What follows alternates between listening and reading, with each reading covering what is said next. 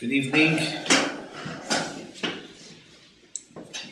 I was once asked, why do Chabad rabbis hardly mention Olam Haba? There are many teachers and preachers and rabbis, and to encourage people to do mitzvahs, they speak about the Olam Haba, the world to come. And if you do this mitzvah, you have a share in the world to come. And if you do the other mitzvah, you're building yourself a penthouse in the world to come. Study Torah day and night. It's not important what's going on in this world because it's all about the world to come. And Chabad doesn't emphasize Olam Haba. And he asked me why, if it's all Chabad rabbis, there's something unique that he heard from 2-3 Chabad rabbis. I told him there's actually a Mishnah in Pirkei Avos that have a meshamshen as a rav shaloi amunas l'kabel pras.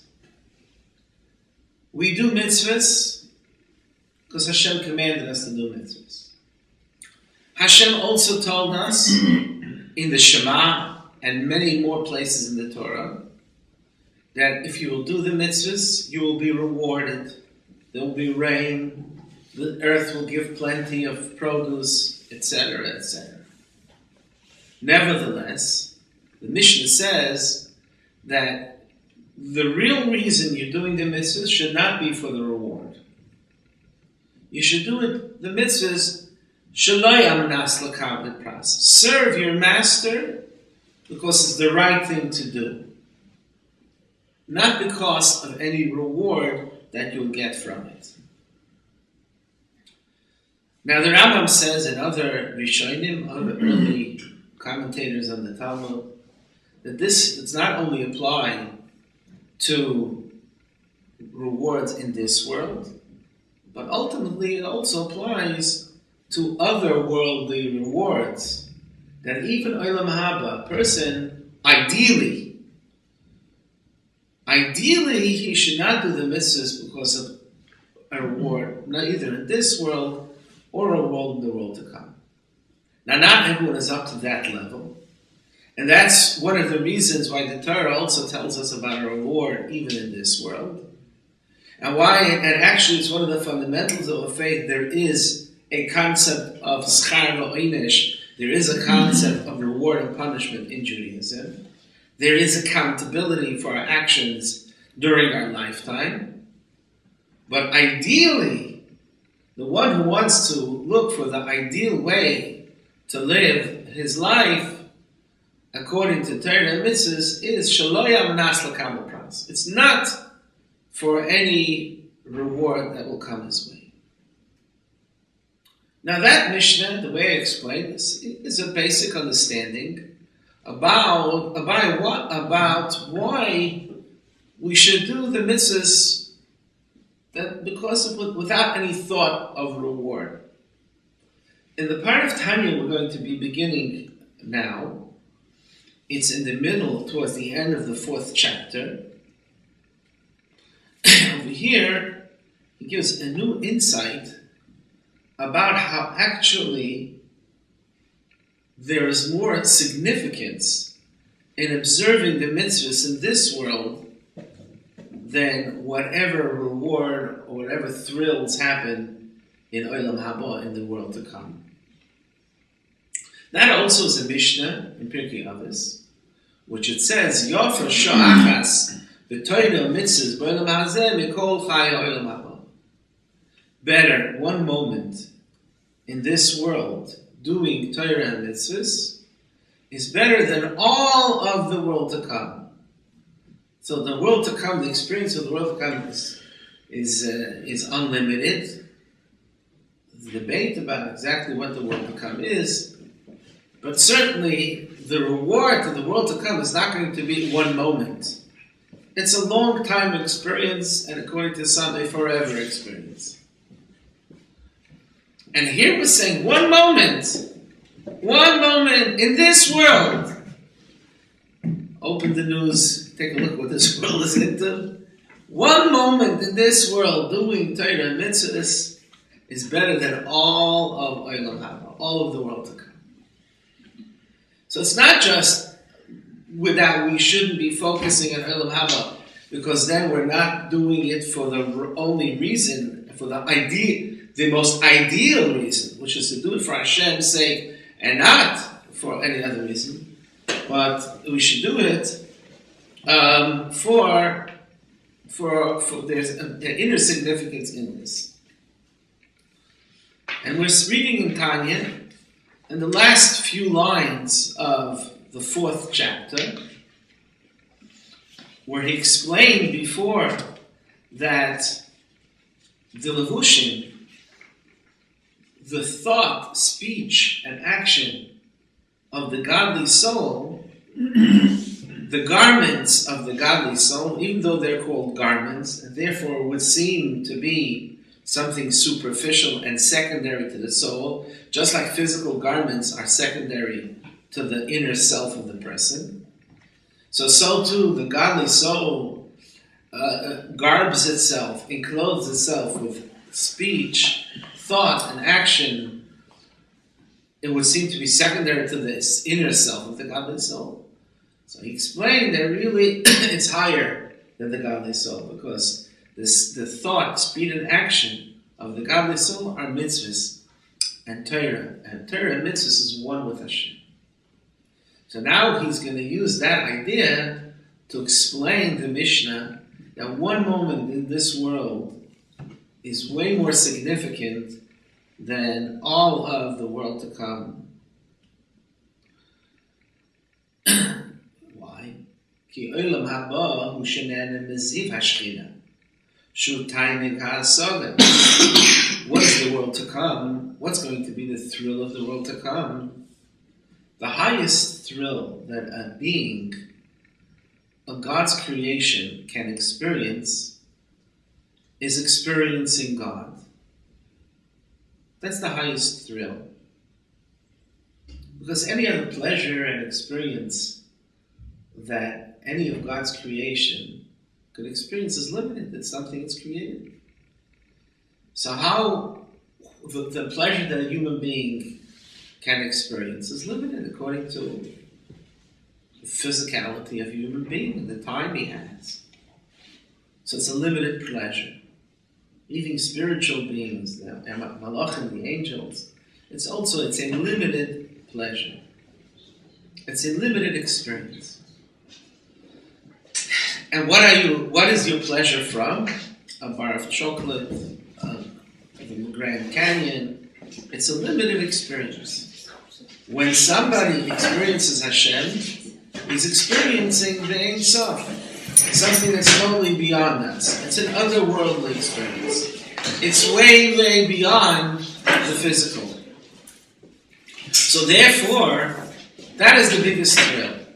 Olam Haba is Hashem is going to give us the capability of experiencing God. But the question over here is, what does it mean experiencing God?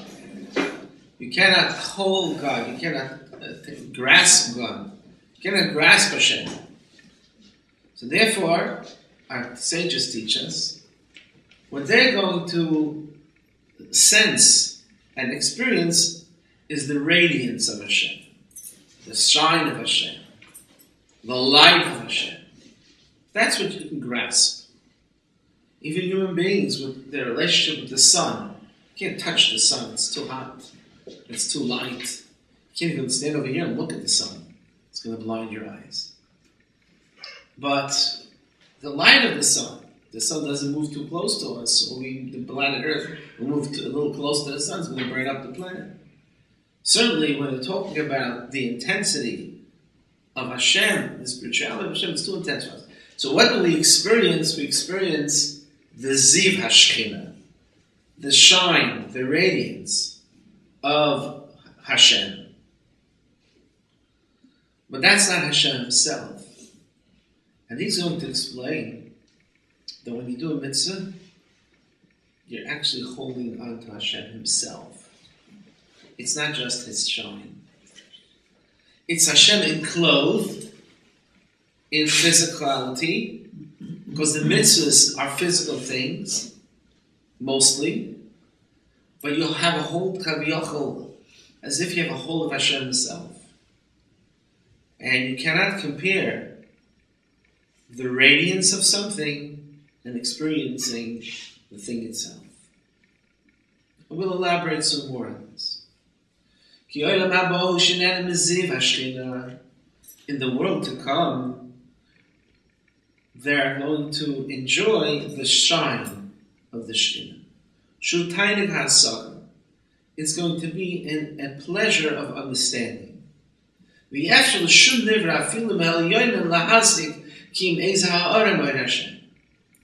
No, nothing that's been created, no creature.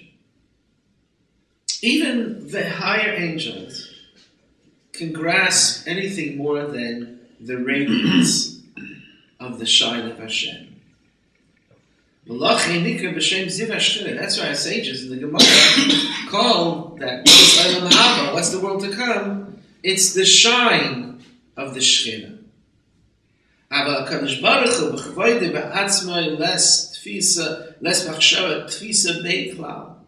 But Hashem himself, in all his glory, there is no thought that can grasp it. That's a quote from the Zohar. Les machshava tfisa bay. Tfisa is to grasp or to grab. But there is no thought that can grasp him. Kiyim kasher tfisa umislabeshes b'toyra u'mitzvah. Unless Hashem is enclosed in Torah mitzvahs. He enclosed himself in Torah mitzvahs. When we are studying Torah or doing mitzvahs, we are grasping Hashem himself, not his shine. Because he put himself, so to say, in Torah mitzvahs. The Gemara says, Anoichi, the first word of the Ten Commandments, the Hebrew is Anoichi Hashem Elokecha, I am your God. So the Gemara says the word Anoichi has just 4 letters. They stand for 4 words. Ano nafshi kasovis yahavis. I, my spirit, wrote down in the Torah. I wrote my spirit in the Torah, and I gave it away to the Jewish people. And the same thing, every mitzvah, like he said in the beginning of chapter 4, that I saw that Hashem and His Torah is all one. So the Torah, which is also the mitzvahs, is all one with Hashem. And it refers to Hashem's essence is in the Torah mitzvahs. Oza hitfisa behen, hitfisa muslabeshes ba'akadosh baruch hu mamish, deraishsa b'kodshebrichu kulchad. When one does Torah mitzvahs, he grasps Hashem himself. Ba'akadosh baruch hu mamish. He's grasping Hashem. Because Hashem is enclosed in it, and he grasps it. Mitzvah you have to do physically. So a person puts on film, a person lights Shabbos kids, a person makes kiddush, a person eats matzah. In that act is Hashem. And you are embracing Hashem. And this is really an awesome lesson when you think about it, which Chassidus emphasizes. And here in this Perek Tanya, it's in the most awesome way. In English, especially the secularists, how they describe what we do, they call them rituals. It's a ritual. What's a ritual? It's stuff that religious people do. It's a ritual. You can do this is a ritual. What is it? It's a ritual. What does ritual mean? Look it up. It's a ritual. And he was saying, ritual, schmitchul. When you are doing a mitzvah, you're grabbing, as if you're grabbing a hold of Hashem. You're hugging Hashem. You're hugging Hashem. And it's a hugging of Hashem, the essence of Hashem. That's what you're hugging. You're hugging the essence of Hashem. So one shouldn't take a mitzvah lightly. one shouldn't think as a mitzvah, yeah, last year I put on tefillin. And what? So what? I don't know. It was a nice experience. That's what later in Tanya it says, when you do a mitzvah, the mitzvah is forever. That act created something that's forever. Something you're part of, that Hashem is part of, and there's an action there. The tefillin you put on 20 years ago, it still exists somewhere. Because Hashem exists, and you hug Hashem. So this is the power of a mitzvah, is not just a human being doing Hashem's will. So big deal. Last year it was a snow and it melted, and last year I put on film. Yeah, so I did it. Last year I ate matzah and it's gone. Last year's matzah still exists. We have to eat matzah this year because this year the world is a different world. And every world, every day, and every year, like it says in Tanya, there's a new world every year. So Hashem is making this world another year, and there's another Pesach coming along. So it's a different year. You should be a different you, and you are more. So therefore, it's a different matzah eating. But the matzah is forever, and you're embracing Hashem. And he explains, "Va'af shahatoyin eslapshin dvarim tachtoinim gashmiyim." Even though the Torah enclothes itself and deals with low things, physical things, so it's dealing with cows and fish with fins and scales, and fish without fins and scales. And there's these type of birds and the other type of birds, and a whole list of birds that are not kosher. And the other birds that are kosher. And this is the dead is impure. And there's the person who has leprosy. And this is the kosher relationship, and this is not a kosher relationship. And this is a forbidden act, and this is not a forbidden act. Going into the kitchen and the bedroom and the office and in the field.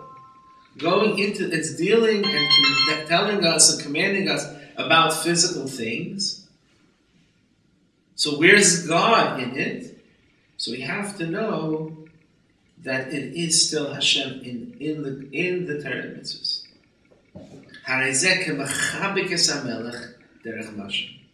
When you do a mitzvah, you're hugging the king, for example. Shein hefresh b'mailis eskarbusa udveikusai b'melech b'mechapik shalu levush lavush echad b'en shalu lavush kam levushim ma'achesh sheguf hamelech b'soich. If you get close to the king has a relationship with you, and you hug the king, and he lets you hug him. So if he's wearing 10 robes, or if he's just wearing his shirt, you're hugging. It's not the king. If Hashem allows us to hug him, we can't hug air. Certainly we can't hug spirituality. We are hands, and we are physical. How do I hug God? So he gave us physical things that Hashem is in, so to say. So tefillin, a Torah scroll, a matzah. When I'm doing these mitzvahs with my physical body, and I do it with love, I'm hugging Hashem. That's why the Zohar says this, and it was mentioned earlier in Tanya, that the mitzvahs are Ivorim de Malka. The mitzvahs are the embodiment of Hashem, which is really scary. What kind of words are this? The embodiment of Hashem. Hashem has no body. So what is the embodiment of Hashem? Ivorim. And Ivorim de Malka are the limbs. Human limbs or animal limbs are called Ivorim. They're Ivorim. They're limbs, organs, physical things. So you should know Hashem has limbs. So what are the limbs of Hashem? Chas v'sholom to say Hashem has limbs. So the Zohar says these are the mitzvahs. What does the Zohar mean to say with this? Not chas v'shalom to say, heaven forbid, to say that Hashem has any form. He has no spiritual form. The Kabbalah it says Hashem is the Ein Sof. And the word Ein Sof is already limiting Hashem. Calling Hashem unlimited is already limiting Hashem. So what does it mean, the embodiment of Hashem, the limbs of Hashem? Hashem chose to give us a way through which we can hug Him, clothe Himself. That's right, like the invisible man wearing clothes.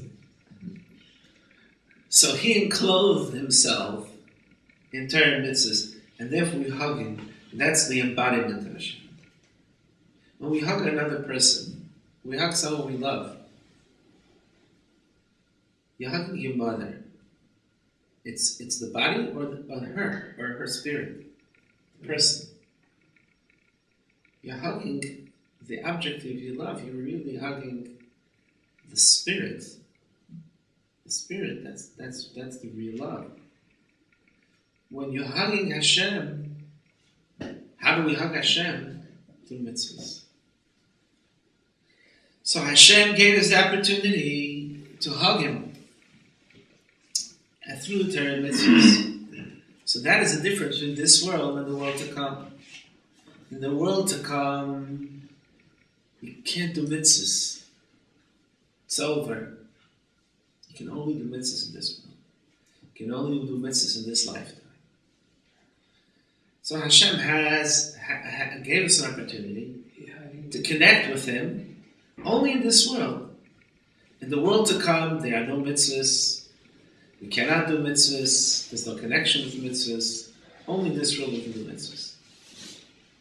In the world to come, Hashem wants to reveal Himself to us. Hashem wants us to experience Him, become very spiritual. But if we become spiritual and experience Hashem through our spirituality, it's Hashem being very spiritual, but it's limited. But Torah and mitzvahs is Hashem's will. It's what He wants on His own terms. And therefore, He put Himself in Torah and mitzvahs because this is what He wants, and He put His essence in Torah and mitzvahs. Through that we are experiencing Him. So first, He starts over here. There's no difference between hugging the King, about man hugging God, man hugging Hashem through Torah mitzvahs. And then the last two lines, He says the other way around. V'chein im hamelech mechab koi b'zrayai. It's a two-sided relationship. The King is hugging you. It's not only we have an opportunity to hug Hashem. Hashem wants to hug us. So Hashem loves us, but how do we feel? But we're physical. How do we feel that hug? How is that expressed in a way that it can be sensed somehow? So the neshama, but He hugs us, the Jewish people and people in this world. So He explains, if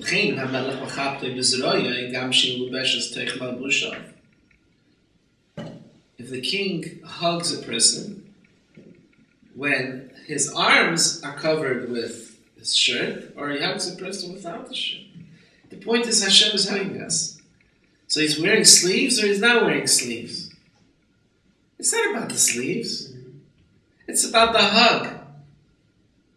So Hashem is hugging us. And He brings a verse.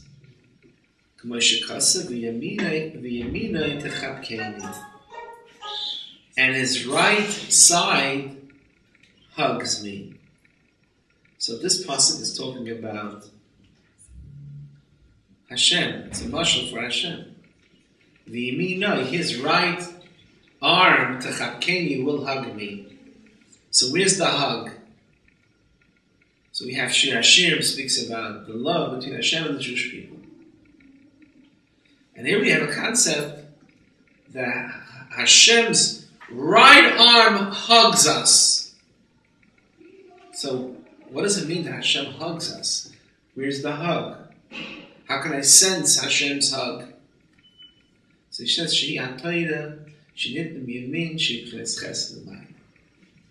Torah is considered the right side,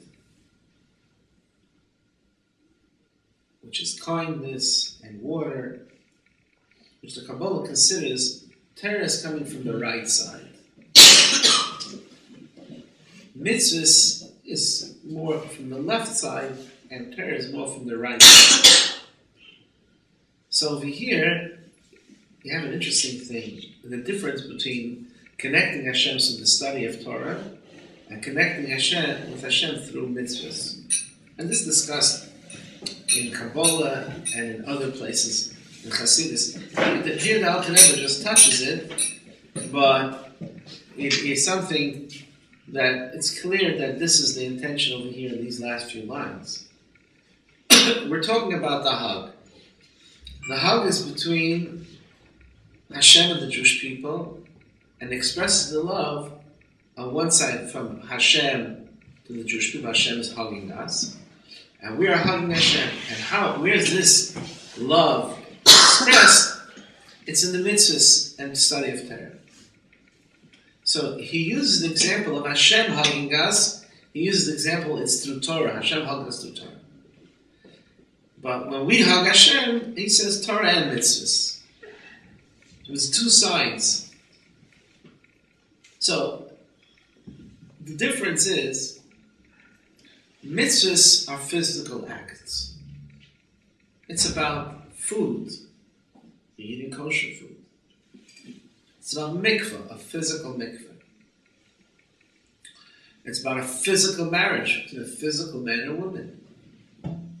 It's about physical tzedakah, money. So it's the physical world. And we're saying that in doing physical mitzvahs, we're hugging Hashem. Because we have a choice. Do I do the mitzvah? Don't do the mitzvah. So I'm living my physical life according to Torah, so I'm embracing Hashem. And Torah mitzvahs there are 613 mitzvahs, and 613 parts of the body, and therefore I'm embracing Hashem with my whole being by living with my body a Torah mitzvah's life. So every time I do a mitzvah, I'm using my body to hug Hashem. My body is part of the hug. My body is part of the hug of Hashem. Because with my body I'm doing these mitzvahs, so my physical body is part of the mitzvah, and Hashem put himself in that hug. So mitzvahs are more man hugging Hashem. Because he has the choice to do the mitzvah, and he is physical, so he's physically reaching out to Hashem. I'm looking for Hashem physical. Give me something physical to do to connect to Hashem. So Hashem gives us 630 mitzvahs deal with the physical. So therefore, mitzvahs is more the embrace of man embracing Hashem. Torah, on the other hand, is our concepts, our ideas. It's wisdom. It's wisdom of Hashem.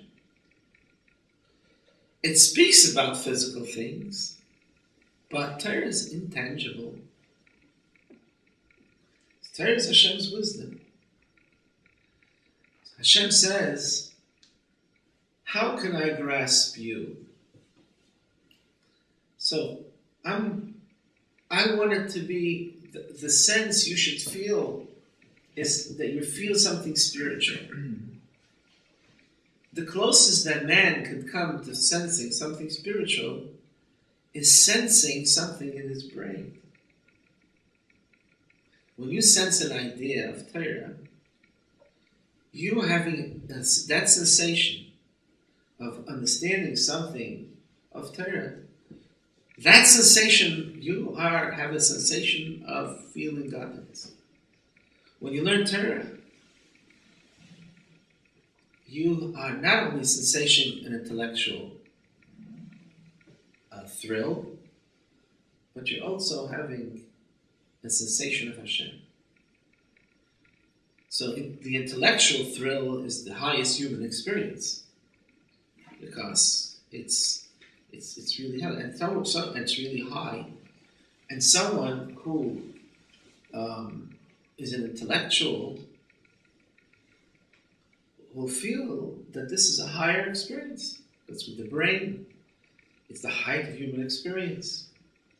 And when he has developed an idea, a spark goes off in his head, and the more he's a brain person, the more of a thrill that's going to be, of a high he's going to have. And it's going to be a high higher than any other physical sensation or a physical pleasure. And that's why in the world to come, that's going to be the thrill of the neshamas in Olam Haba, in the world to come. But here in this world, Hashem wanted us to feel a sensation. So he not only revealed himself in Torah, but he put himself in Torah. So when we want to feel Hashem hugging us, learn Torah, you'll feel Hashem hugging you. It's not physical. It's an idea, it's wisdom, it's chokhmah, it's Hashem's wisdom. So allow yourself to be hugged by Hashem when you learn Torah. The mitzvahs are more physical, it's man hugging Hashem. Torah is more spiritual, it's Hashem hugging man. And this leads us to the 5th chapter. To some, their most favorite chapter in all of Tanya is 53 prakim in the first book of Tanya, 53 chapters. Some people think the 5th chapter is the high.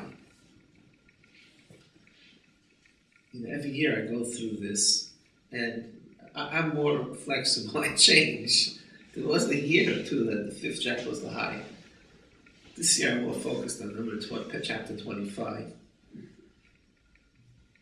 But it's a very deep chapter, and it's connected to what we just finished learning. And specifically, what is the greatness and the great connection with Hashem that can be accomplished only through Torah study, more than the mitzvahs. So Perek A, chapter 5.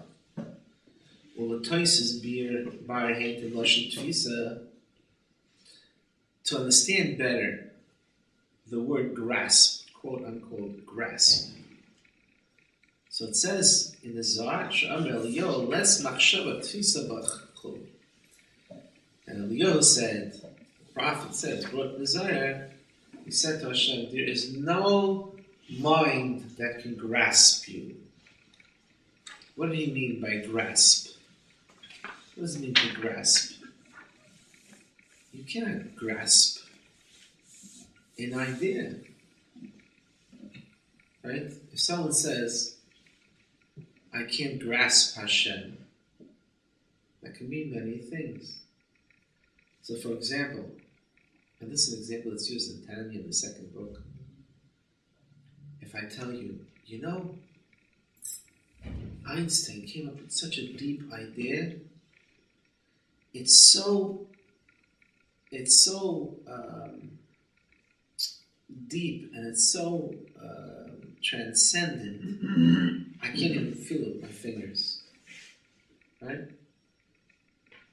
So is that a compliment of a very deep intellectual idea?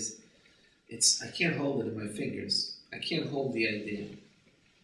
That's not a compliment. It's like saying, you see, that professor? He is so smart. He's smarter than the cat. Now, is it true? Yeah, it's true. The professor is smarter than the cat. Now, some professors not that much smarter than the cat. Some of today's professors. But let's say a real professor who's brilliant. So I say he's smarter than the cat. That's not a compliment. Because I'm insinuating that there's a cat, and they more or less are, in the same league, in the same dimension. But you should know this professor is smarter than the cat. That's not a compliment. Now, if I say that, you see the smartest professor that exists today, Einstein was smarter than that professor. So it's a compliment for the professor, and maybe a compliment for Einstein. So Einstein's smarter than him. But I say that he's smarter than the cat. So what are we saying over here? We're saying no man cannot grasp Hashem. Hey, it's like saying, Hashem is so spiritual that I can't hold on to him. I can't hold on to the fragrance of a rose, right? I smell it, I can't hold it, right? So there's a lot of physical things I can't hold on to light, right? So hold on to the light, because I'm going to close the button, I'm going to put down the switch. So hold on to it, you can't hold it. So to say that Hashem, you can't grasp Hashem. How do you can't grasp Hashem? But it says you cannot grasp Hashem, but you can grasp Him through Torah and mitzvahs, especially through the study of Torah. And he's going to explain what does it mean grasping Hashem through Torah study. Hine kol seichel k'shemaskil u'masim b'sichloi eizem musko. He's going to come with a very deep understanding. Let's analyze for a moment what exactly happens. The dynamics of how the brain works when you're studying. What happens when you're studying? We're not used to analyzing these things. We're used to analyzing physical things. Yeah, so here's a watch I'm holding in my hand. It's in my right hand. It's in my left hand. Right? So I understand. I'm holding it. I grasp it. I'm grasping it in my hand. Now, how do you grasp something with your mind? You have attention to something. Let's go into the brain. The Alter Rebbe is going into the brain. If you understand. And is analyzing the brain dynamics, the brain work of the brain when you're studying. And that is going to give us an appreciation of what happens when we study Torah. What happens when we're using our brain to study Torah? So, kol seichel k'shemaskil u'masik b'sichel eizem muskel, harei seichel toifes as a muskel u'makifa b'sichel. When the human intelligence understands something, it understands an idea.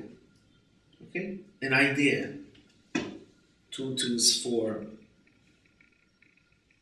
kindness, the workings of a scientific idea. Oh, more related to here is the meaning of a mitzvah. We're studying now Kabbalah, Chassidus. An idea, a concept. So there's an intellectual idea, and my head, I'm thinking about it, and I understand it. What is happening? What's happening is the idea is in my head. My brain, my mind, is holding it. I can even have a sensation of thinking. When I'm thinking, I have a sensation, I'm thinking about something. I'm learning something inspiring, something interesting, something that piques my mind, something that is deep. So I have a sensation of thinking. Today, people are so, unfocused with everything, with all the gadgets that we have. Next, this, that, tweeting. The president's tweeting. 4 lines is a lot. Too much. Destruction. Too much.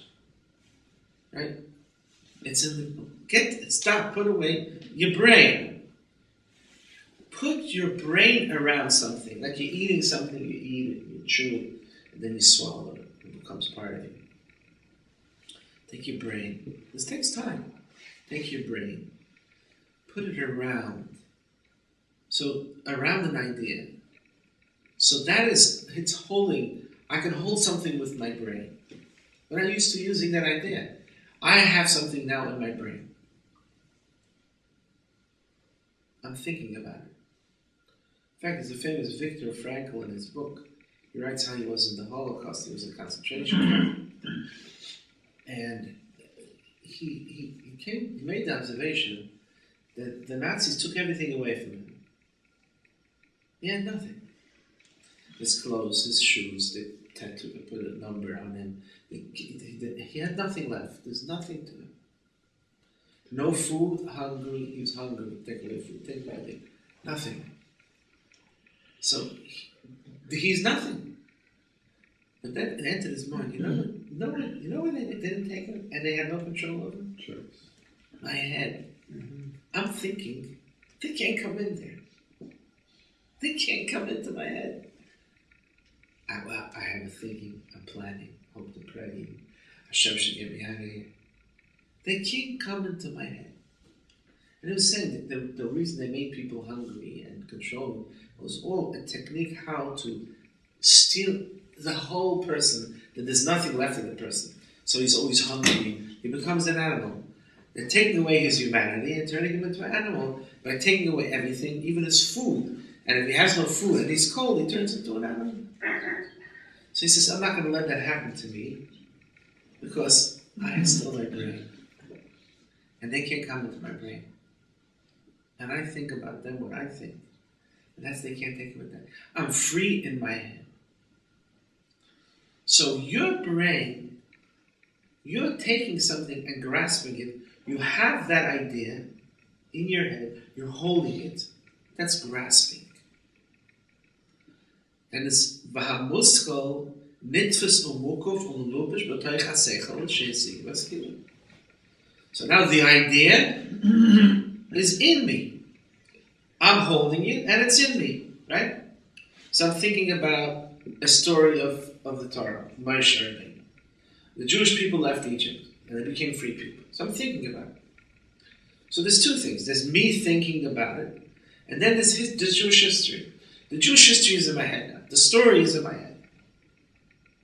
Now the Jewish history represents something.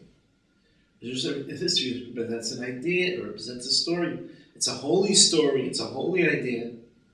So there's the idea and me thinking about it. So I'm holding that idea. But it is the other side to this as well. I'm holding the idea, right? And I'm so thought into it. And I'm thinking about what does it mean, Pesach? And the Jewish people, I'm thinking about, it's inspiring me because now I'm looking at it deeply. And I'm a slave to all my Mishakasim. And the Exodus is teaching us that we always can be free. And just like the Egyptians try to control us, we can control, and we got free from them. Nothing in the world can control us. And I'm applying it to Hashem. So I'm thinking about beautiful ideas about this, and I have it in my head. But you know what? My wife is talking to me. I don't hear it. Right? You know why? Because the idea got a hold of me. The idea that I'm thinking about is holding me. So who's holding who?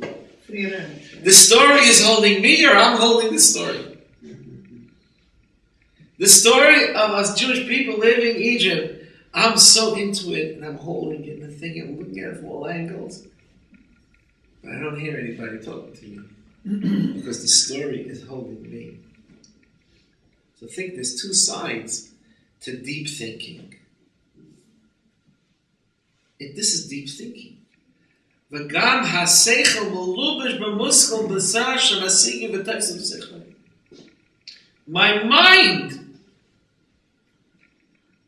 is enclosed. What's surrounding my mind? The idea that I'm thinking about. I'm holding it, and it's taking a hold of me. It's both sides. So now this is something that unfortunately, this is what educators, even secular educators, college professors, are saying we're in big trouble with all of the gadgetry that we're having with the tweets and the text messages. No one's writing letters, and it's LOL. You can't say laugh out loud. It's LOL. And someone sent me a message. CKKV. CKKV. My Mechut sent me a message. CKKV. No, he had to tell me so. It's an abbreviation. He's making chasana next week. And I asked him a question. He answered me, CKKV. So I asked him, what's CKKV? Chag Kosher V'Sameach. It's Hebrew. But he's using English letters because he's typing in English. Pesach is a happy and kosher Pesach. Chag Pesach Hashem, CPK. Chag Pesach. No one's talking. And here, what are we talking about now? Deep thinking. And it's just we so deep thinking that our head is taking the idea and holding it. And not only is our head, our mind, our intelligence holding an idea, but we are so into this idea that the idea is a hold of us. Yes. Wow. So derech mashal. So this is really, but it's an experience that we're missing. It's a problem. Educators, the secular educator talking about it, there's no deep thinking. But to the Jew, it's not just about a question of deep thinking. Is not just a question of a human experience. It's not just about a human experience. Deep thinking is a deeper connection with Hashem. And that's what he's going to lead on to this whole discussion. If you cannot grasp Hashem only when you grasp Hashem through Torah and mitzvahs, that's because this grasping that we're talking about is not just a human experience of grasping. But if you're talking about Torah and mitzvahs, it's about grasping Hashem. Derech mashal inside.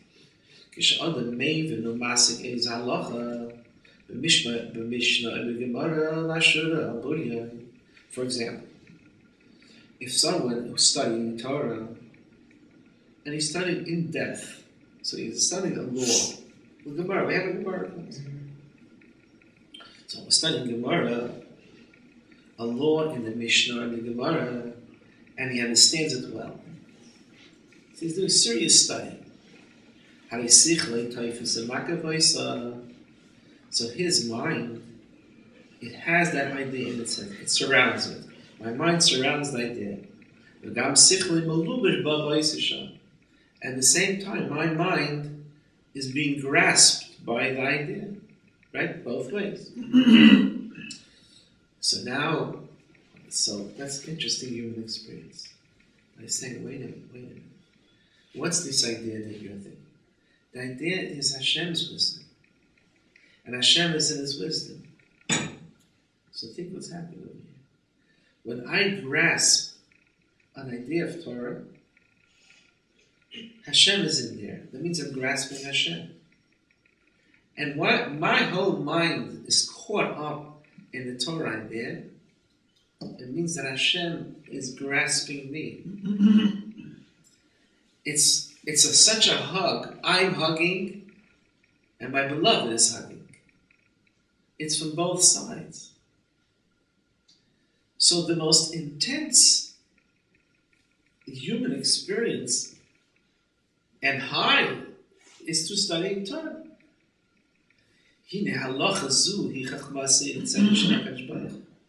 This law, this concept that he's studying, it's Hashem's wisdom and understanding.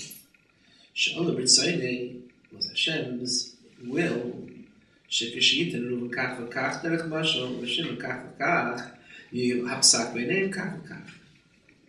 like we learned in the Gemara class, if there is a debate, an argument between two parties, Reuven says, "This is, I want to make a wall." Right? We're learning the Gemara.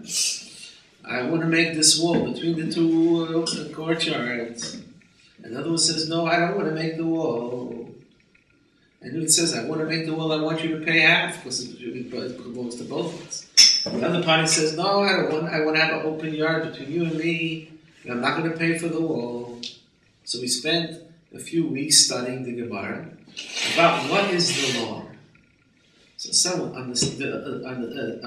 understands that, and he's thinking about that law, which is not even something spiritual necessarily, But it's Hashem's wisdom that said that when two partners have a property and they're analyzing the law, and Reuven says like this, and Shimon, his neighbor, says like that, and then so we learned in the Gemara the law is like this.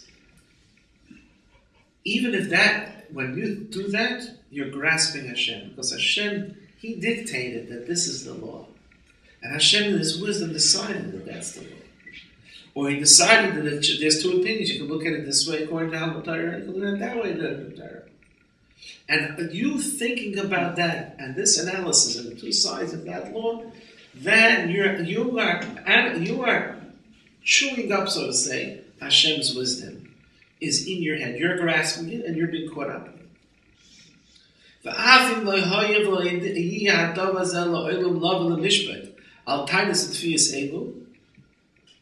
He's bringing out a point. What happens if this never happens? You find in the Gemara, and I have this question sometimes. They say, well, the Gemara says if this happened, an odd thing happened, what would be the law? Is the law like Reuven, or is the law like Shimon? Some odd thing happened, right? So it says in the Gemara what to do in this case. So what's the point in studying this law if the case is so far-fetched? Why do we have sometimes discussions in Gemara of cases that are very far-fetched? What's the point in discussing far-fetched cases? Let's be practical. Why is the Gemara discussing this? And you can ask the same thing about stories in the Torah. Stories that happened thousands of years ago. What is important? This happened like this, and this happened like that. So he says over here something fundamental. In the discussion of law, for example, even if it never happened, and will never happen, this far-fetched case, that's not important. What's important is that Hashem said that in this far-fetched case, the law is like that. When we understand that and study that, we have godliness in our head. And when we are thinking over something it says in the parasha, we have ideas of godliness in our head.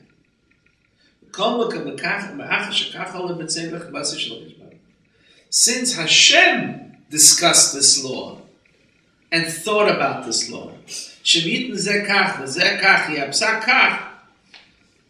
said that even in a far-fetched case, if it happens that this is that Reuven says like this, Shimon says like that, and they're fighting over something, the far-fetched thing that happened, when a person studies that and put it into his head, he is grasping Hashem.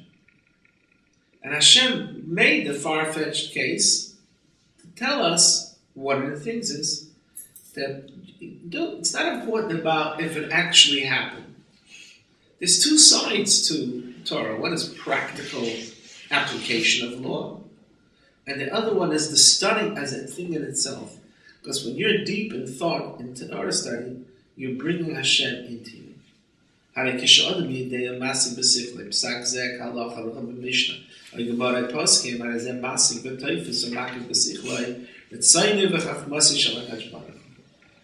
person grasps these Torah thoughts, he is grasping Hashem. Hashem that cannot be grasped, right? Hashem wanted to find a way for us to put it in our being.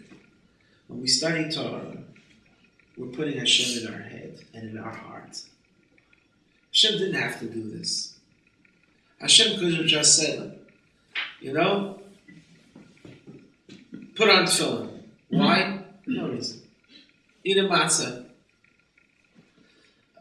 Eat radishes. Every Tuesday, stand on your head. He could have done that. Hashem doesn't, he's above reasoning, right? Every Tuesday stand here. Every Tuesday wear a red sweater, not a green sweater. Tuesdays. Shabbos, you have to remember, Hashem created 6 days. There's a meaning behind it. So he gave us a meaning to understand what Shabbos is. A person has to rest, connect to Hashem, get away from the worldliness. So this Shabbos has a meaning. Shabbos could have said, every Tuesday, wear a red shirt. Why? That's what I want. There is a word in the Alter Rebbe says in Likkutei Torah, in a different one of his books. He says, if Hashem would have commanded us chop wood, we would have to chop wood. What would be the point? Chopping wood? No point. Hashem could have done things which don't make any sense to us. Chok. So there are mitzvahs. Actually, this Shabbos is Parshas Parah. Parah, we're going to take our 3 Torahs. And one of the Torahs we're going to read about the law of the red cow. And there's no reason for this. There's no reason why a red cow and how the red cow brings purity and the whole ritual about the red cow. There's no reason. And the Torah mitzvahs given to us, Hashem says, you know what? I'm giving you some mitzvahs, I don't want to tell you the reason. And there is no reason. And I want you to do it only because I said to do it. So that's one side of Yiddishkeit. You have to do it because Hashem said to do it. You're not going to understand why. And you have to know you're a subject of Hashem, so follow Hashem's mitzvahs. But then he decided, you know what? He wants us to use seichel. He wants Hashem to, I want you to understand me. He didn't have to give us Yiddishkeit so we should understand him. So we don't understand him. We don't understand. But the human experience that understands is a much deeper human experience. He gave us a Yiddishkeit that we can understand. Each person on his level. And also each person how much he puts his mind in to understand. Someone who studies more Torah is going to understand more. Someone who studies more is going to understand deeper. And there's these different type of people. Some people are more intellectual. They're going to grasp deeper. Some people less deeper. But Hashem gave us Torah in a way that you could grasp it because He wanted us to get so deep connected. Not only a hug on the outside, but a hug in the inside. The brain is the deepest part of the person. So less machshavet pisabei v'loy b'tzoynei v'chakvasei kim safshul sabahel chazar of Hashem, there's no way to grasp Hashem. So Hashem put His wisdom and His being kaviyachol, Himself into Torah mitzvahs.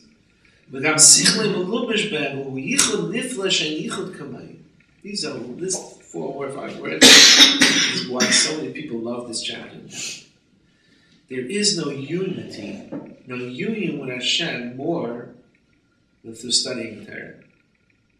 Because the deepest part of man, his brain, is connecting with Hashem and being grasped by Hashem, both sides.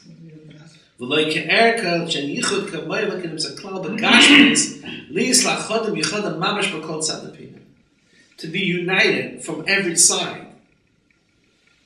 There's no other physical experience in the physical world to grasp Hashem so deeply and be united with Hashem. And we're grasping Him, He's grasping us, like the experience of studying Torah. Which this, of course, is emphasizing again the importance. You have to have books in your home. There's books in English, there's books in Russian, there's books in every language in the world. And you have to study Torah. That's what studying of Torah is explained later on this chapter. And it's on the Gemara and Mishnah is that you have to read and study and think. Hashem wants us to experience Him not only by listening to Him and doing, but also thinking. And thinking has a certain advantage more than doing because it's deeper. And that's the point of chapter